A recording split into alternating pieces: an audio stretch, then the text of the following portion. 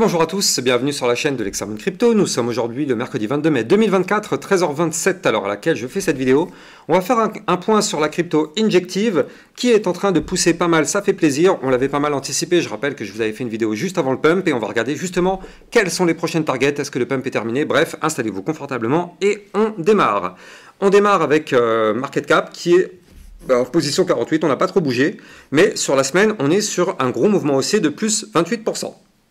Allez, on démarre cette vidéo avec une vue jour. Bien sûr, je rappelle à tout le monde que tout ce que je vais dire dans cette vidéo n'est en aucun cas un conseil financier. C'est à vous de faire vos propres recherches et n'oubliez pas que le trading de crypto-monnaie comporte des risques de perte partielle ou majeure. Alors, crypto injective, qu'est-ce qu'on voit?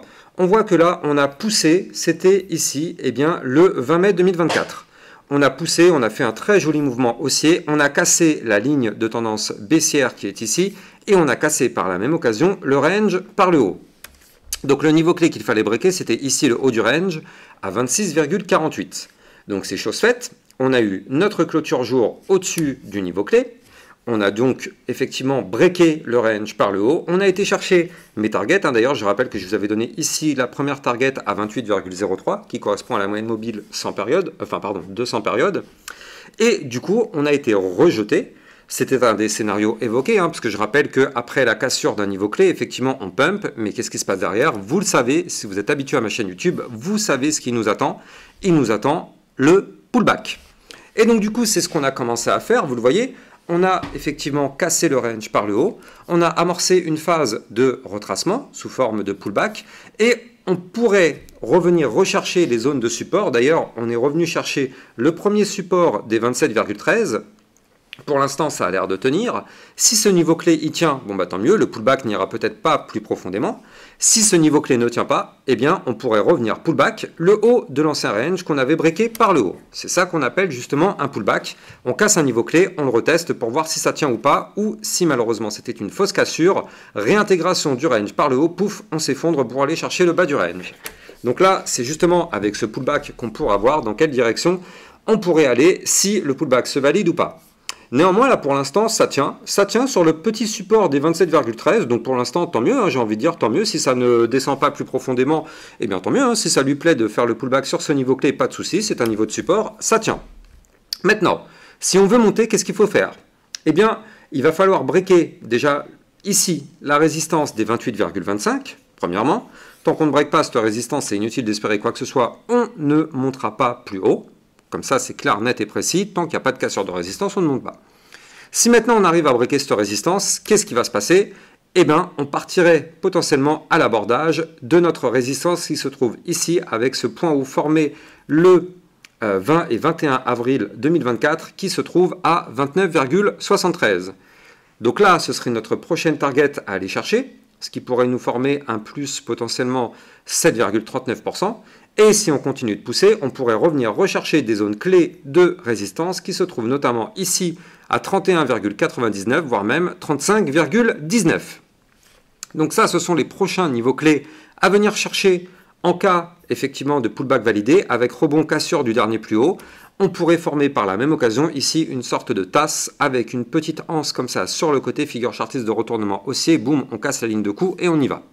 Donc vous l'avez compris, le niveau clé des 28,22 sera extrêmement important à breaker. Maintenant attention, juste au-dessus de la tête, ici on a la moyenne mobile 100 périodes qui se trouve à 29,57. Donc ça aussi, ça confirme le fait que la prochaine résistance, donc la zone des 29,73 sera une résistance incroyablement forte vu qu'on aura deux résistances en une. Donc soyons extrêmement prudents avec ça. Si on arrive à breaker ces niveaux clés, bien sûr, vous l'avez compris, on pourrait potentiellement continuer la hausse et aller chercher les résistances que je vous ai données tout à l'heure. Si jamais on arrive à former cette tasse-séance, même si pour l'instant elle n'est pas encore validée, elle est toujours en cours de construction, donc on ne sait pas si elle va se valider ou pas, mais là, on se projette un petit peu dans le futur et on imagine qu'elle se valide. Et donc dans ce cas-là, la target théorique de cette tasse-séance, eh bien, oh là là, mais c'est chirurgical le trading, mais j'adore ça. Vous comprenez comment je suis comme un fou à chaque fois quand j'analyse mes courbes.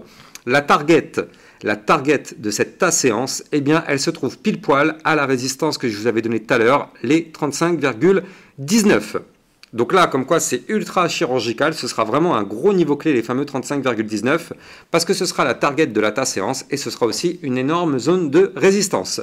Donc là, vous l'avez compris, en cas de poussée, on pourrait aller chercher, pourquoi pas, ces niveaux clés. Maintenant, je vais vous montrer qu'en vue 4 heures, eh bien, il pourrait se passer des choses intéressantes. On a un pattern très sympa en cours de formation, mais avant ça, je rappelle que sur mon Twitter officiel, vous allez trouver toutes mes news, toutes mes actualités. Bref, n'hésitez pas à venir me suivre sur mon Twitter officiel. Et je rappelle aussi que j'ai mis en place un club, le club Lexa Rocket, qui vous permet justement d'obtenir encore plus de vidéos d'analyse technique sur vos cryptos, notamment le RNDR, le Fetch et plein d'autres crypto-monnaies. Je vous analyse le CKB, enfin bref, ça se passe dans le club Lexa Rocket. Il y a encore plus de vidéos pour vous. Donc n'hésitez pas, vous allez trouver le lien en description de cette vidéo. Alors, du côté de la crypto injective, en vue 4 heures, qu'est-ce qu'on voit? On voit qu'ici, on avait formé un gigantesque canal ascendant. Vous le voyez ici, canal ascendant. On a breaké ce canal ascendant par le haut, tant mieux. Signal d'achat, ça pump, boum. Et maintenant, ce qu'on est en train de faire, c'est qu'on est en train de faire un retracement. Et on est en train de faire surtout ce qu'on appelle un bull flag. Un bull flag étant une figure chartiste de prolongation du mouvement entrant, donc prolongation de la hausse. Ici, on a la poussée. On a le retracement ici. Et boum, si on break ce niveau, enfin ce bull flag, pardon, on pourrait avoir effectivement une prolongation à la hausse du mouvement. Donc là, si on veut ça, on n'a pas le choix, il va falloir breaker la résistance qui se trouve ici à 27,66. Si on arrive à valider et casser cette résistance, il est possible qu'on remonte un petit peu pour aller chercher dans un premier temps la résistance majeure qui va nous permettre d'aller chercher des points plus hauts, donc les 28,52. Et si on valide effectivement tout ça, on pourrait aller chercher des patterns, enfin des targets un petit peu plus hautes, vu que justement on a ce fameux bull flag. Et je rappelle que le bull flag, c'est pour prolonger le mouvement entrant. Donc on est sur un mouvement haussier. Si on valide, on continuerait. Comme je vous l'avais dit tout à l'heure, attention, résistance à 29,73, puis 31,99. On voit ici que là, on a le ruban de moyenne mobile en dessous. Donc pour l'instant, ça nous sert de support. C'est parfait. On rebondit parfaitement dessus. Pour l'instant, ça a l'air de tenir. Donc bon, tant qu'on est au-dessus déjà du canal ascendant et du ruban de moyenne mobile, j'ai envie de dire, il n'y a pas trop de soucis pour le moment. Tant qu'on est au-dessus de tout ça. Attention, je rappelle aussi bien sûr, à la seconde où Bitcoin se met à chuter, tout le marché crypto chute avec lui. Donc toujours garder un œil sur le Bitcoin. Mais là, en tout cas, pour l'instant, il n'y a pas trop de soucis. Alors, je sais que les plus débutants vont se dire, mais non, mais là, pour l'instant, ça crache. Qu'est-ce qu'il raconte? Ça chute, il nous dit que ça va monter. Je ne dis pas que ça va monter, hein. Je dis juste que c'est une figure chartiste de retournement haussier et que si jamais elle arrive à se valider, ça augmente les probabilités de remonter, tout simplement. Personne au monde ne peut savoir si ça va monter ou descendre. On peut juste analyser, connaître les niveaux clés et attendre que les niveaux clés soient breakés pour effectivement avoir, pourquoi pas, la poussée ou pas. Donc c'est pour ça, là on va patienter, mais pour l'instant ça match plutôt bien. On va jeter un coup d'œil quand même du côté du RSI hebdomadaire tout de même, il faut le noter, c'est quelque chose qui est très important. RSI hebdomadaire, on est ça c'est incroyable quand même. On est toujours sous les 50, donc on est clairement dans une zone de survente, et ça c'est intéressant. Parce que là, pour l'instant, ça veut dire qu'on est en train de reprendre de la force. On est dans une zone de survente. On a un momentum MACD qui est en train de perdre de la force du côté des bears. Donc là, ça pourrait effectivement donner de la force, cette fois-ci, au bull. Et je rappelle qu'en vue hebdomadaire, donc là, en vue long terme, ici, on avait breaké le range par le bas. On a chuté.